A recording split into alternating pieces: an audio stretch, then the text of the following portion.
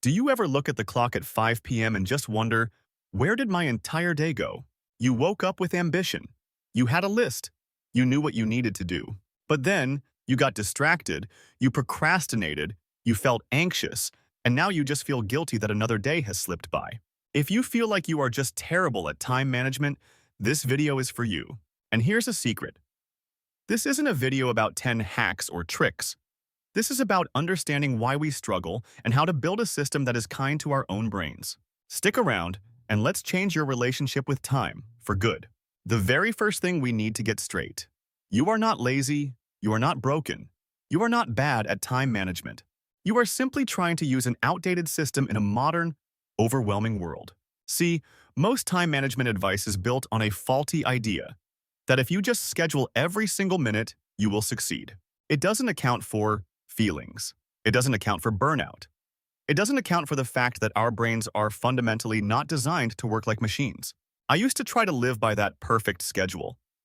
I'd wake up at 5 a.m., meditate, exercise, write 1,000 words, eat a perfect breakfast, all before 8 a.m.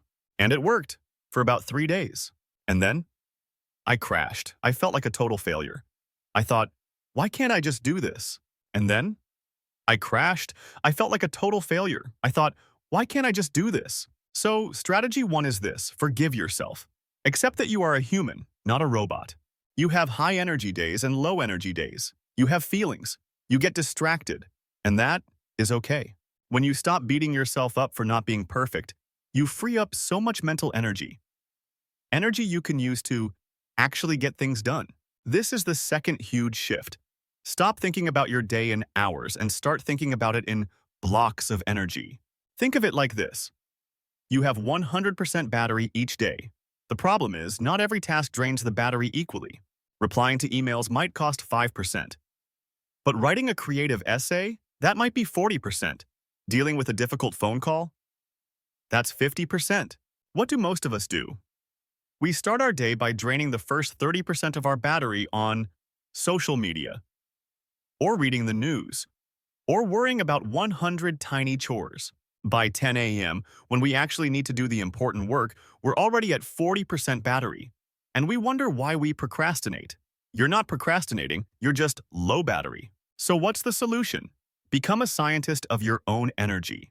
For 1 week, just observe. When do you feel most alert? When are you most creative?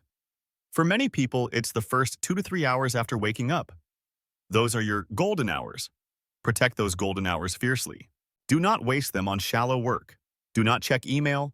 Do not browse. Use them for your hardest, most important work. Example: if you're a student, use your golden hours to write the essay, not to organize your files.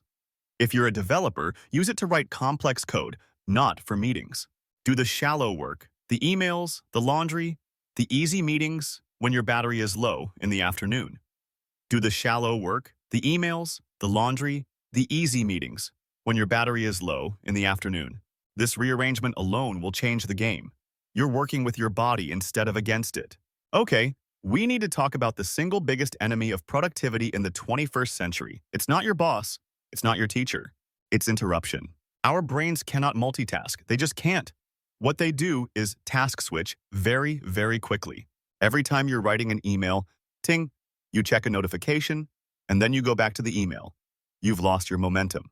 It takes an average of 23 minutes to get back into a state of deep focus after just one interruption. 23 minutes. We have trained our brains to crave distraction. We are afraid of being bored. The second we feel even slightly bored, we reach for our phone for that quick dopamine hit. Meaningful work, deep work, life-changing work. It happens in the boredom. It happens when you just sit with one problem and nothing else. So what's the solution? You have to intentionally create focus blocks. You've heard of Pomodoro: work for 25 minutes, rest for 5. But let's level it up. For those 25 minutes, go into monk mode. Phone? Other room, not just face down. Other room. Close all unrelated browser tabs. Turn off email notifications. For those 25 minutes, it is just you and one task. At first, this will feel uncomfortable. Your brain will scream for a distraction. That's withdrawal. But stick with it.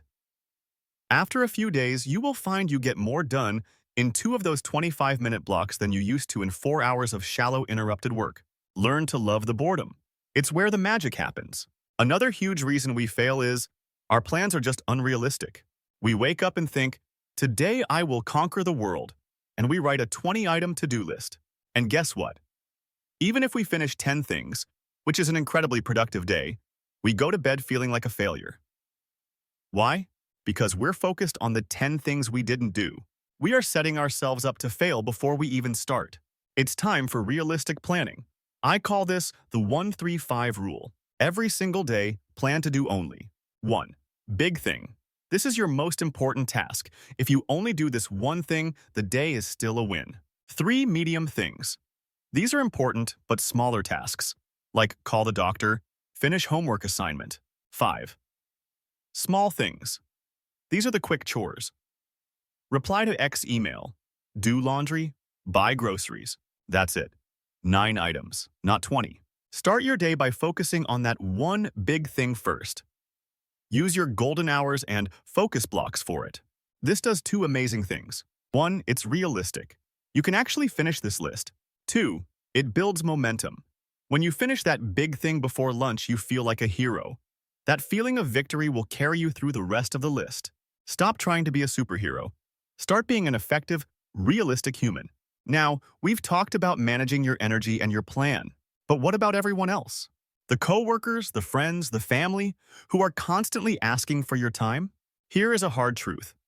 You cannot manage your time if you do not manage your boundaries.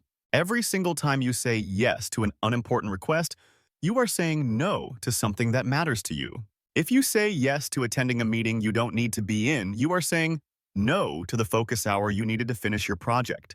If you say yes to a social outing when you are exhausted, you are saying no to the rest your body is begging for. We say yes because we are people pleasers. We are afraid of disappointing others. We have FOMO, fear of missing out. But people pleasing leads directly to burnout. You need to learn to say no, kindly but firmly. Here's a tip. Don't just say no. Say, I can't do that right now. Thank you for thinking of me. My plate is full this week, but I could look at it next week. I can't give that 100% commitment, and I wouldn't want to let you down, so I'll have to pass. Or my personal favorite, let me check my schedule and get back to you. This gives you time to think instead of panic saying yes. 9 times out of 10, you can politely decline. Setting boundaries feels scary at first, but it is not selfish. It is essential self-preservation. Finally, we have to talk about the monster in the room. Procrastination. We've touched on it, but we need to get to the absolute root of it. This is the most important thing you will hear today. Procrastination is not a failure of time management. It is a failure of emotional management. You are not avoiding the task. You are avoiding the feeling the task brings up. Think about it. When you procrastinate on that essay, you're not avoiding typing. You're avoiding the feeling of fear that it won't be good enough. When you procrastinate on cleaning your room, you're avoiding the feeling of overwhelm at not knowing where to start. When you procrastinate on that difficult phone call, you're avoiding the feeling of awkwardness or conflict. And your brain is smart. It says, hey, I have an idea. Instead of feeling fear, why don't we watch YouTube for 3 hours? That feels much better. The problem is that relief is temporary. And afterward, you feel worse because you procrastinated. Plus, you still have to do the task. So how do you beat this? You don't. You learn to sit with it. Here's the trick. The 5-minute rule. The next time you feel that wall of procrastination, make a deal with yourself. I will just do this for 5 minutes. Just 5 minutes. Set a timer. Anyone can tolerate anything for 5 minutes. If, after 5 minutes, you still hate it and want to stop, you have permission to stop. No judgment. But 9 times out of 10, something magical happens. Starting is the hardest part. Once you've started, momentum takes over. You'll think, this isn't so bad, I can do another 5 minutes. Don't try to climb the whole mountain. Just put on your shoes. That's the 5-minute rule. Acknowledge the uncomfortable feeling. Say to your fear, I see you. Thanks for trying to protect me, but I'm going to do this anyway. Okay, that was a lot. Let's do a quick recap. Real-time management isn't about time. It's about self-forgiveness. Strategy 1. It's about managing your energy, not your hours. Strategy 2. It's about protecting your focus from distraction. Strategy 3. It's about realistic planning. Strategy 4. It's about setting healthy boundaries. Strategy 5. And most importantly, It's about understanding that procrastination is an emotional issue, not laziness. Strategy 6. You don't have to apply all of this at once. Pick one thing, just one thing to try this week. And let me know in the comments below, which strategy are you going to try first? Is it the 1-3-5 rule or the 5-minute rule? If this video helped you feel a little less alone in your struggle, please hit that like button and subscribe. We talk about this kind of stuff a lot more. Thank you so much for being here. Remember to be kind to yourself. I'll see you in the next one.